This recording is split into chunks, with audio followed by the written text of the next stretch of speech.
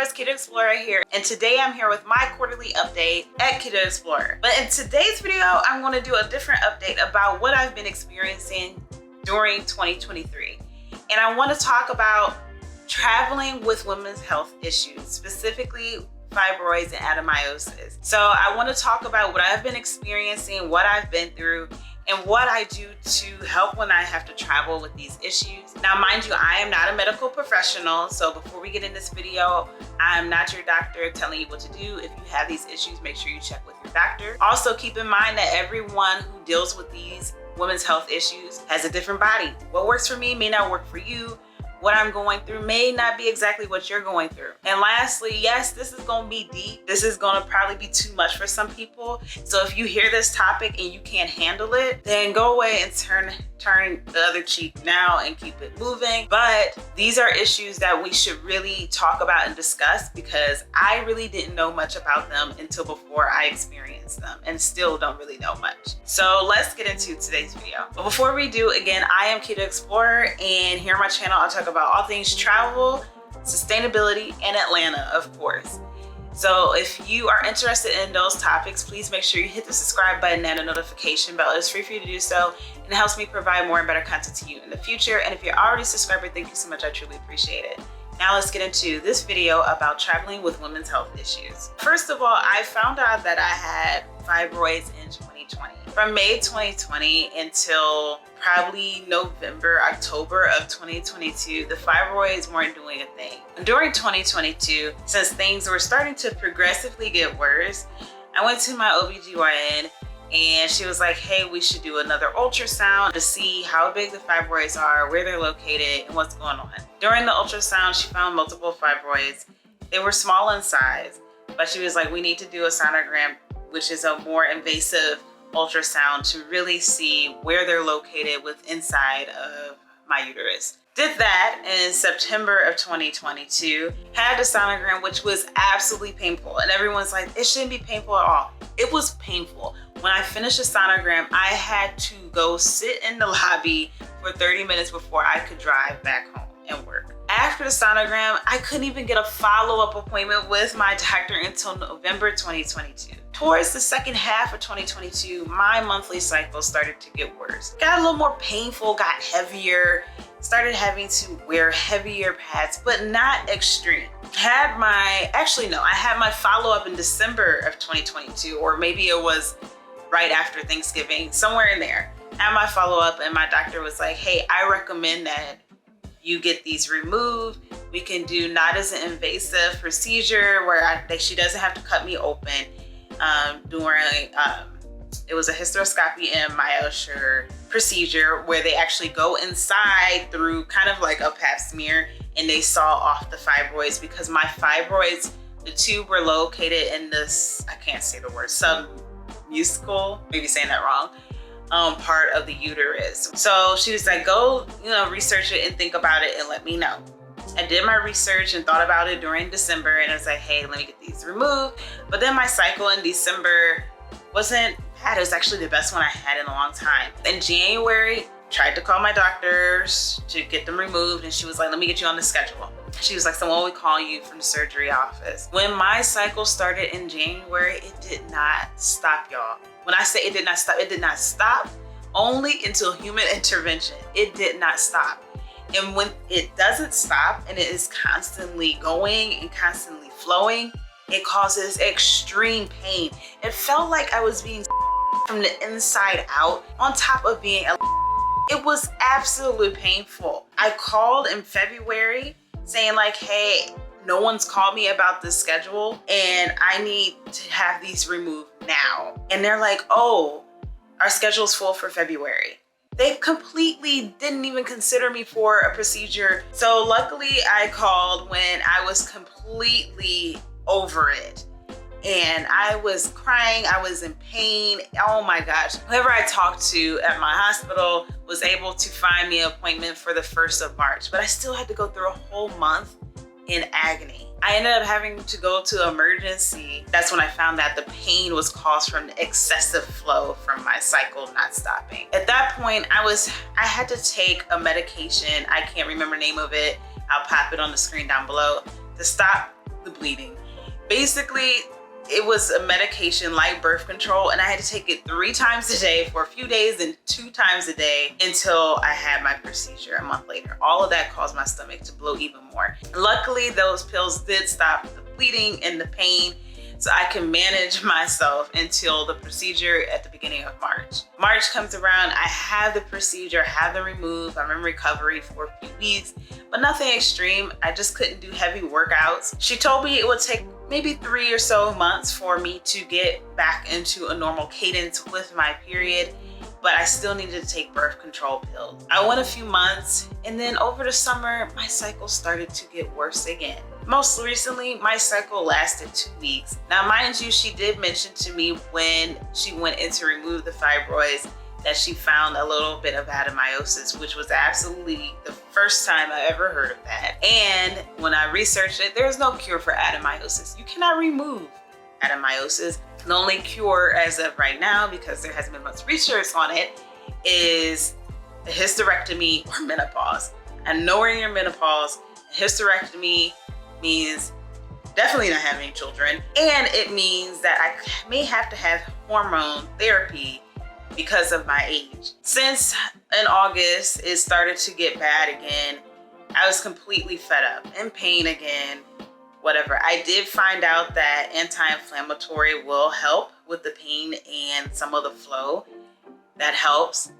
It's not like a fix, but it helps, because pain pills, I was taking pain pills like 600 plus milligrams multiple times a day. It doesn't work. So now I'm back at square one, having to go through an ultrasound again to make sure the fibroids didn't return, because fibroids can return, y'all. They can grow right on back. That's my story in the quickest rundown that I could possibly give you. So now let me talk about traveling with these issues. So now let me talk about some tips that I do while traveling with these women health issues of fibroids and adenomyosis. Now, these are just some suggestions because, like I said, what works for me may not work for you. First of all, I just absolutely do not want to travel when I'm going through my monthly cycle. Like I try to avoid it at all costs. In the past, I would still go for it, but now I just completely avoid it because it can be absolutely miserable and it is so stressful, and you get so, or at least I get so self-conscious that I'm going to mess something up while traveling because of the heavy flow and just the constant pain. But of course, that's not always possible. So one thing, like I mentioned earlier, I'm glad I found out that anti-inflammatory helps way more than pain pills.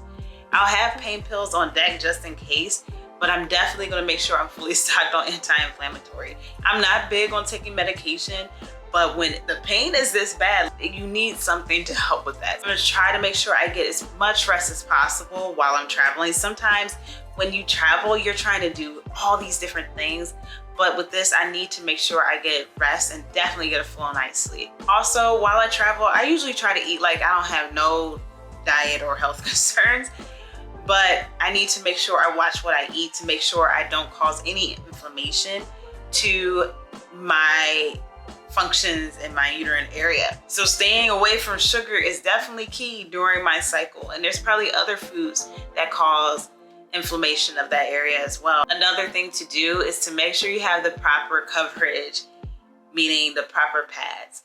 I always have on during the day, long overnight pads. And at night, I wear, I don't know what they're called, but they're like these huge pads. They're not like a full-blown diaper. They're like pretty much close to a diaper. Okay, this picture doesn't no justice because it just looks like a regular pad. It's not. It has wings and it goes literally from the tip of the front of my underwear to the back, and in the back it spreads wide.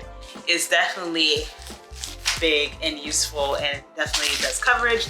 And also when it's really bad, I do have period underwear like Thinx, and I will wear that with these to make sure it doesn't move, because they'll stay on nice and snug so it doesn't move during my sleep.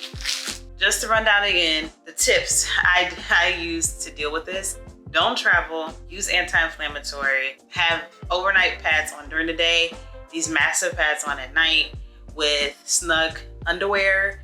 Make sure I get rest and make sure I don't eat anything that will cause inflammation. So what's next? First of all, in regards to these women's health issues that I'll be getting ultrasound here soon to see what I have to do next. Second of all, I started taking these vitamins called My Happy Flow. They're all natural vitamins. It's basically a multivitamin with things specific that helps with the women's health issues. Just started taking them. It takes some time to see if they're actually going to work. So TBD on that. As it comes for my business, I will be doing more partnerships, working with more brands around travel. So I'm grateful for that. And obviously still working on my photography. I actually have been thinking about a photo project that I'm going to do, but more details on that, I'm not going to share that until I'm ready to. Also, just make sure you stay tuned here for more travel videos, update videos come out once a quarter. So you won't see these often, but travel videos coming up. You will see some more from St. Louis, I believe, Perry, Georgia. Obviously, I always have my Atlanta food videos. You may see something from Louisville. I'm not too sure about that yet. And you'll definitely see a lot from France coming up soon at the end of this year. Make sure you subscribe and stay tuned to that as well. And I will give you more updates on this when or if I have them. Now, for people who aren't dealing with this, I want to give you some tips based on things I've experienced so you don't do this. One, you're not a medical physician. If you are, then you're a great friend to give stuff. But at least I hope you're a medical physician with this specialty, because don't be the podiatrist trying to give recommendations. But since none of my friends are, don't give me advice on what to do, because if you haven't been there, you don't know. I would like for you to listen because it's a nice struggle. And also I would like for you to listen just in case it does happen to you. Also, don't come up to someone saying, oh, how far along are you, thinking that a person is pregnant. Don't ever do that to anyone. You don't know why they got the stomach down here. I know people on the internet been talking about Beyonce being pregnant. It's her fupa. She had mentioned it in a previous video. Get out of people's stomach and uteruses. I had some older woman on the elevator come up to me and was like, oh, congratulations. Girl, I got tumors on my uterus. That ain't no congratulations. Oh, and lastly, don't ask, and this is for anyone, don't ask people if they want to have kids. If you don't want to have kids, you start the conversation like that. Don't just outright say, so do you want to have kids? That's not appropriate, especially if someone is going through something like this. Yes, you can have kids while you're living with fibroids and all these other issues, but it can be hard, or it may not be possible, because some cases can lead to infertility. You don't know what that person is going through, and not to mention if that person is considering hysterectomy, it's very emotional and very draining and very taxing on your mental capacity. So being a good friend means don't have those discussions. Being a good person means don't have those discussions in my own business. All right, explorers, I hope you enjoy me getting real with you and telling you my story about traveling with women's health issues and my story with fibroids and adenomyosis.